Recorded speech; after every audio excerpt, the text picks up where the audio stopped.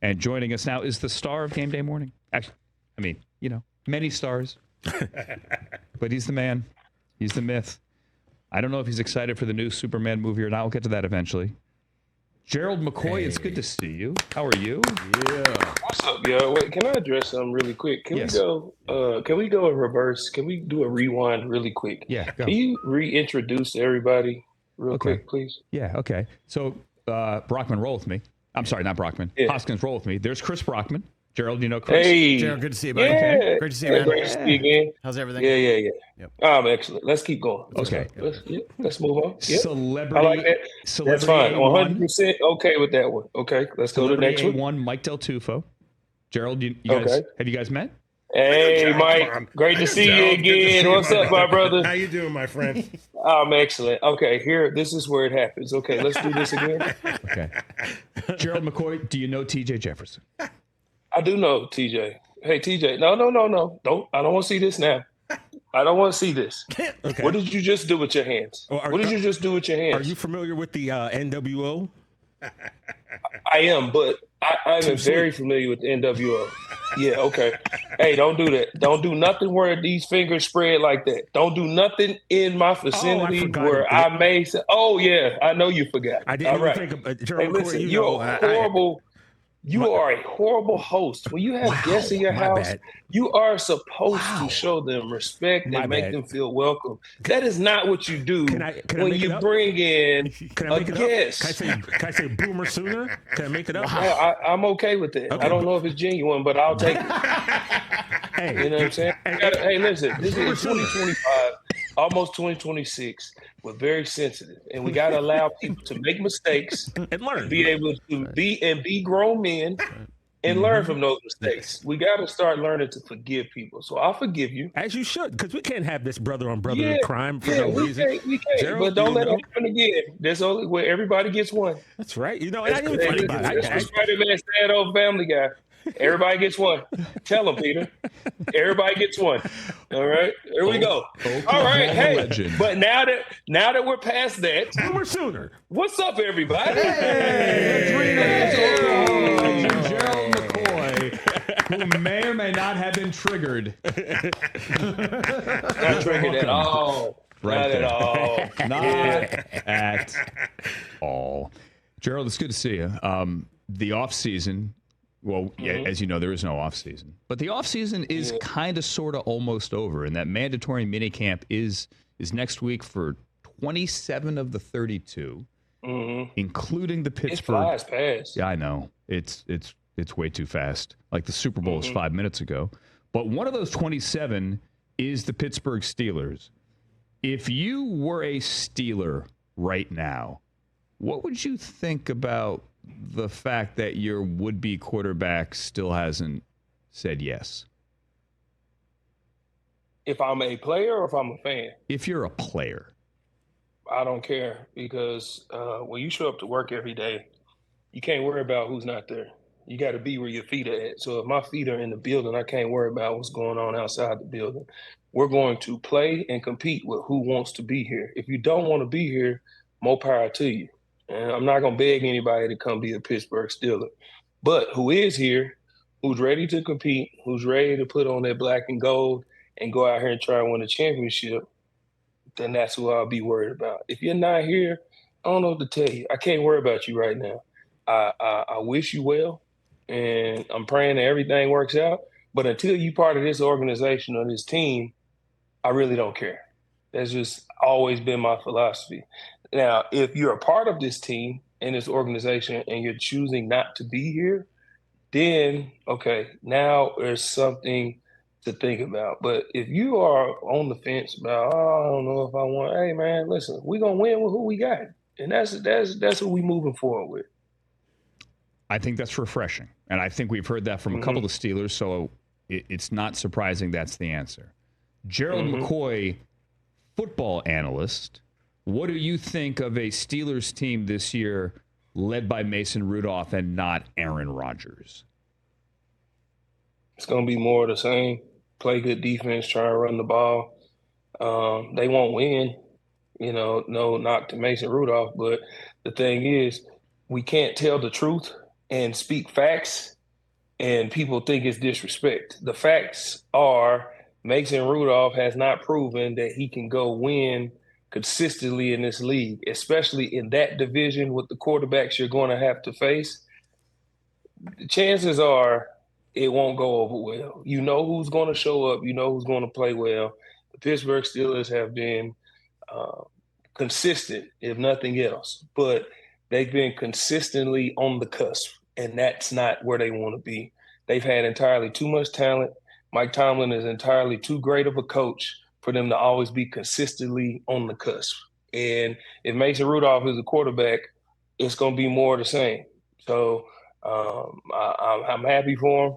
I'm happy for anybody who has an opportunity to play in this league and start in this league. If Mason Rudolph is the starting quarterback, Mason Rudolph is one of the best football players in the whole world. It doesn't matter. There's levels to everything, okay? You have your little league, your middle school, your high school, your college, your NFL. It is extremely difficult to get to the NFL, okay? It is extremely difficult to make a team in the NFL, to play on a Sunday, but to be a starting quarterback, the hardest position in all of football, is the most difficult thing you can do. So if he is the starter, more power to him. But at this level, there are levels. And his level, and the facts are he has not proven that he can be a consistent winner. Okay, so with the Pittsburgh Steelers, they're going to play good football. They're going to stop the run. They're going to rush the passer. They're going to try and run the ball. But can he go beat you with his arm when it's necessary? Nah, not with the quarterbacks he's going to have to face. I love that line. At this level, there are levels. Talking to Gerald McCoy here, NFL Network Game Day Morning. Gerald, known for the Bucs, but also a Cowboy as well. We just played Brian Schottenheimer, their new head coach, saying he does expect Micah Parsons to be there next week when it's mandatory. Not surprising. It's mandatory. You show up, you check that box. Now, if I'm Micah, I don't know if I practice, Gerald, until I actually get a contract. Right. But where are you as we get ready for the final month and the real time off before training camp? Give me your confidence meter, Gerald McCoy, on the 2025 Dallas Cowboys. This is what I noticed. I said, you know what? I was sitting, I go to boxing training, and Coach Chopper, if you ever see this, it's a shout out to you, but there's a lot of Cowboys fans. I live in Dallas, so that's all I encounter is Cowboys fans, and they always ask me, you know, I'm 37 years old, and they ask me, man, what's going on with the Cowboys? Why have they been like this for all these years? I'm like, well, first off, it's been almost as long as I've been alive that they haven't made it back to the NFC Championship. So I don't have the answers. But the more I started looking, this is what I came up with. And I don't know if anybody said this. This really is what I came up with. And I actually came up with it in the moment. The more I started talking, the more I started thinking about it. When you're building a team, like, you look at what Jerry's doing right now. Jerry's formula when he won was he had the best offensive line in all of football. He had a dominant offensive line, and he put pieces around it, okay? That worked in that era, all right? You go get a pass rusher. You go get a lockdown corner, and we win. You get a quarterback, get you some receivers I can throw to, but the main thing on our offense is our offensive line. This is the formula Jerry believes is what's working and how they win. If you go look at when Tony Romo was winning, when DeMarco Murray was the running back, they had the best offensive line in the league, or top two. DeMarco Murray, Offensive Player of the Year, had Tony Romo, had Dez Bryant, had guys that could play on both sides of the ball. Okay, now you fast forward when Dak comes in, takes Tony Romo's spot. You got Zeke, you got a running back. Boom, got the best offensive line in the league, at least top two. Got a decent quarterback. We got our guys on the other end. We're winning. We just can't get over the hump. Look at what he's doing right now. He's trying to get back to that mode. Why is he drafting all these offensive linemen? Because I believe that the way we win the Dallas Cowboys is we have to have a dominant offensive line, got to get a couple receivers. We got our pass rush on the other end. Hopefully he gets paid. We got our lockdown corner on the other end. So this is our formula. This is Jerry's formula. Here's where the Cowboys make a mistake. Jerry picks his formula. He is not building a team to beat the people that are winning. When you go build a team, the goal is to win. And in order to win, you have to beat the people who are winning. Who just won? The Philadelphia Eagles. You got to beat them first. Okay, let's say you beat them. You got to figure out, how do I beat Buffalo? How do I beat Kansas City? Jerry is building what he believes is the formula that worked way then. You have to build a formula that beats the teams that are playing now. The game has completely changed, Jerry. It's not the same. The game has evolved. Yes, it's the NFL, but football has evolved. You have to evolve with the times. I understand you want to build your offensive line, you want to do it this way, but he has to build a team that's built around beating the people who are winning now. And I, looking back, believe that Jerry believes in his formula, but I don't know if he's necessarily looking at the formula that works to beat the people who are right now. He has to beat the teams that are current. Who's winning right now? Forget what the formula worked then, or I might think it might work. No, I need to build this team to beat Philadelphia Eagles. I need to build this team to beat the Washington Commanders. I need to build this team to beat the Kansas City Chiefs, the Buffalo Bills, the Baltimore Ravens. Jerry's doing his formula, what he believes, this is what I've seen. This is what we did.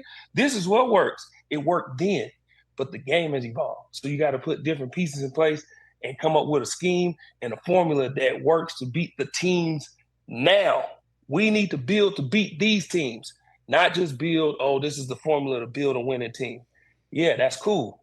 But what do we need to beat them? And I think that's where the Cowboys always run into a mistake. So I know that was long-winded, but I don't believe that anybody's ever said that. I totally get it. We find out if they can beat the Eagles week 1, they get the Eagles on the Thursday night opener. Here's Philadelphia. Yeah, that don't matter. You got to do it in the playoffs. No, I understand that. We've seen it over and over. I've said it 100 times. Like, I don't care what the Cowboys do in September or October, November, maybe December. Call me in January. And Dak said the same thing last year. He said it during training camp. He basically said January is all that matters, and I'm paraphrasing here, because you know it, I know it, he knows it, everyone else knows it, because during that answer, Gerald, I did look it up. I Googled your birthday. When they last won the Super Bowl, it was 1 month before your 8th birthday. You turned 8 1 month after they last won the Super Bowl. Yeah, it's been a while. Yeah, so it's been a while. And not aging you, of course. No, I'm great. I feel wonderful. So you can age me all you want. I feel incredible. Dude, wait to get to my age, then call me. Talking to the great Gerald McCoy from NFL Network from Game Day Morning. We'll do both of your teams here. We'll do the Bucs as well. Gerald, why? I think part of it is overall disrespect for the division. But when you see the Bucs' consistent success, and they are the most consistent, make the playoffs every year team in the NFC. Look it up, people. But they, too, need to have more success in January. How close are the Bucs to being a legitimate championship contender as opposed to a team that's going to be fun for their fans all year, but probably not good enough? Yeah, I believe Jason Light is a great team builder, and here's what Jason Light understands. He understands what I just said about the Cowboys. Okay, what do we need in order to win with how we operate versus what they can do? All right, the Bucs, a lot of people, you got Kalijah Kancey, who's going to be, I believe, is going to be an all-pro this year. You got Vita Vea, who I believe can be an all-pro, maybe pro. I believe he can take his game to the next level. The Bucs didn't get a lot of pressure with the front four. They had to send a lot of pressure. Blitzing all the time. But when you're doing that, you got to be able to cover in the back end. Jason Light understands that. So what did he do? He went out and got Son Reddick. We went and got us a pass rusher who can go win one-on-ones. Now you partner him with Kalijah Kancey, partner him with Vita Vea. Now we got guys that can rush up front, okay? Yaya Diaby. You got people we got 4 that can rush. All right, but let's say we still want to send pressure. We got to be able to cover in the back end, and that's one thing we struggle with. If you're going to blitz, you need to be able to play man. You need to have some corners that can man up. So what did he go out and do? He went and got 2 man corners. 2 corners that can cover man to man. So now when you're blitzing, you got guys locking up in the back end so these blitzes can get home. All right? Mike Evans is getting older. Chris Godwin is, we don't know. We know what CG14 is when he's healthy, but you don't know. Injuries can pile up, and you never know what you're going to get. So you go out in the first round, you get a wide receiver to shore up the wide receiver position. You got your quarterback of the near future right now. Baker Mayfield has proven he's good enough to win. All right? He's showing that he's good enough to win. So the Bucs are going and addressing needs to get them over the hump. They knew they need to cover better in the back end, so they went and got 2 cover corners. They went and addressed the pass rush. They went and got a wide receiver to be there for the future when Mike Evans say that's enough. If CG14, we don't know what's going to happen. You got your running back and Bucky Irvin, your running back tandem back there with the Bucs. I believe that the Bucs are good enough to challenge the Philadelphia Eagles this year. I honestly believe that they was good enough last year, but they ran to the Washington Commanders, had some mistakes at the end. But the thing is, we've seen that the Eagles' kryptonite is the Buccaneers. So, matchups, man. Sometimes matchups are a problem. It's a lot of Philadelphia fans out there listening right now that's saying, oh, Gerald's crazy. He's a homer or whatever. Hey, facts are facts, man. Just look at the last few matchups. Just look at the matchups. Just look at the matchups and tell me I'm wrong. No, you're right. Just look at the matchups and tell me I'm wrong. Okay, and now we just went out and got cover corners. So we do want to send pressure. We know we can stop the run. Now we got guys that can rush the passer. What would happen if Hassan Reddick got a chance to go up against his former team in the playoffs? You don't think he'd be a little motivated? Oh, I think he'd be motivated. You don't think that the legends of the Buccaneers that had these run-ins with the Philadelphia Eagles would be in that building or talking to these guys about the history of this matchup if they met up in the playoffs? Oh, yeah. Bucs closed the vet. There's history. Two OU quarterbacks, you don't think that one of them might be motivated to say, hey, the throne is still mine? I'm the OU quarterback? I'm just saying. Levante David, we don't know if this is going to be his last year. We don't know what's going to happen. You don't think he would like to maybe go out with another one? Yeah. The Bucs are right there, man. And the Bucs have enough. They just got to, one day at a time.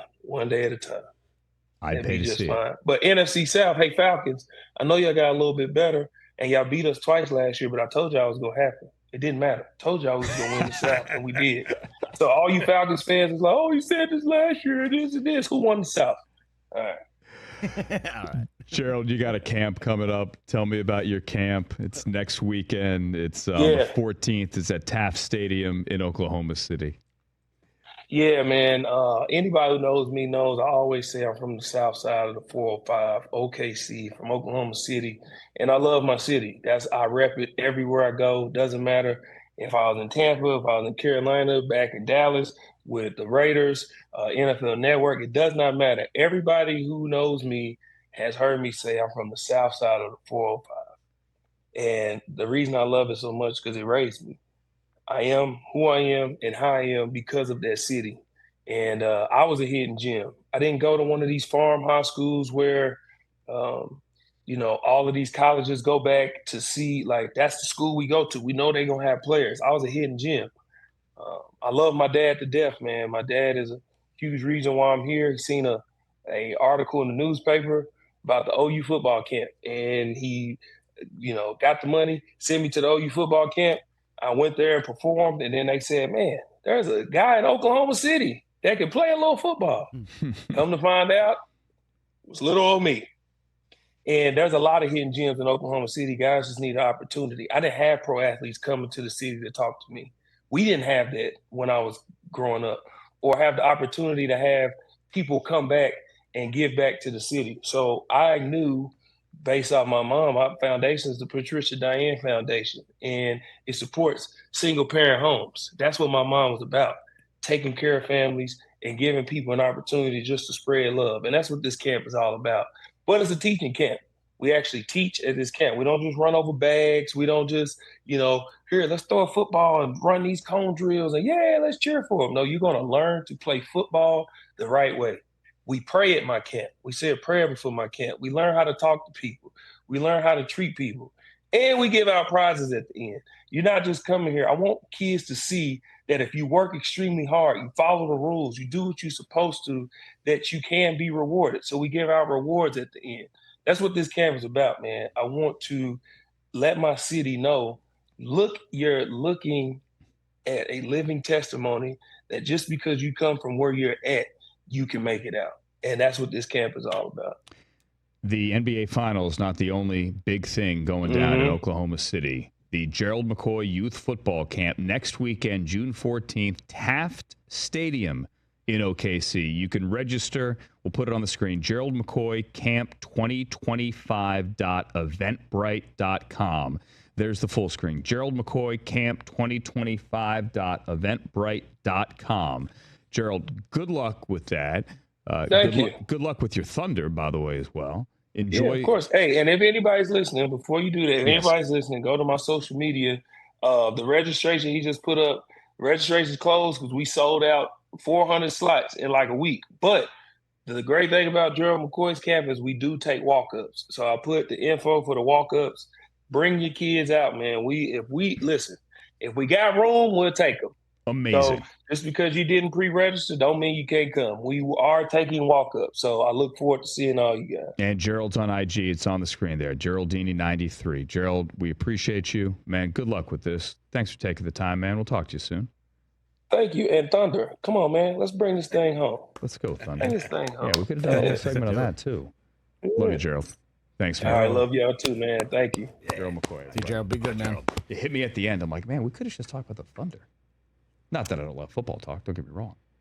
Catch the Rich Eisen Show live weekdays from 12 to 3 p.m. Eastern on Roku Sports Channel in the U.S.